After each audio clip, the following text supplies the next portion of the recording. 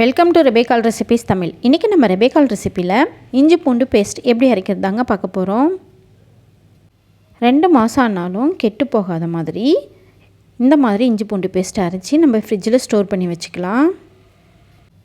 இந்த மாதிரி இஞ்சி பூண்டு பேஸ்ட்டு நம்ம அரைச்சி ஸ்டோர் பண்ணி வச்சுக்கிட்டால் நான்வெஜ் செய்யும்போது ஈஸியாக இருக்கும். இப்போ எப்படி பண்ணுறதுன்னு பார்க்கலாம்.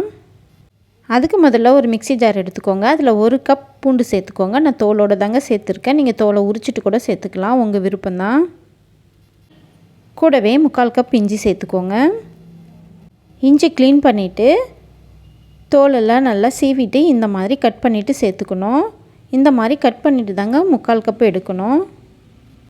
கூடவே 1 டீஸ்பூன் உப்பு, 1 டீஸ்பூன் மஞ்சள் தூள், 1 பச்சை மிளகாவை சேர்த்துட்டு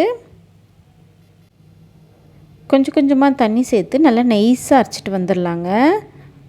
அதிகம் தண்ணி சேர்த்துறாதீங்க, கொஞ்சம் கொஞ்சமாக சேர்த்து அரைச்சிக்கோங்க.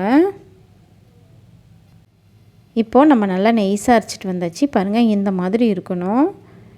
அதிகம் தண்ணி சேர்க்கக்கூடாது, இந்த அளவுக்கு இருக்கணும். இந்த பேஸ்ட்டை ஒரு ஏர்டைட்டான ஒரு பாக்ஸில் நம்ம ஸ்டோர் பண்ணி வச்சுக்கலாங்க. பாக்ஸில் போடும்போது கைப்படாமல் ஒரு ஸ்பூனில் எடுத்து போட்டுக்கோங்க.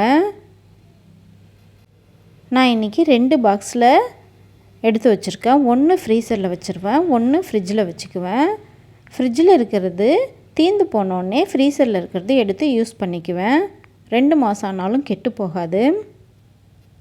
நீங்களும் இந்த மாதிரி ஸ்டோர் பண்ணி வச்சுக்கோங்க. நம்ம காலையில் எந்திரிச்சு ஸ்கூலுக்கு குழந்தைங்களுக்கு அவசரமாக சமைக்கும்போது இஞ்சி பூண்டு உரிச்சிட்டு இருக்கணும், டைம் ஆகும். இந்த மாதிரி ஸ்டோர் பண்ணி வச்சுருந்தா நம்ம எடுத்து டக்குன்னு செய்து கொடுக்கலாம்.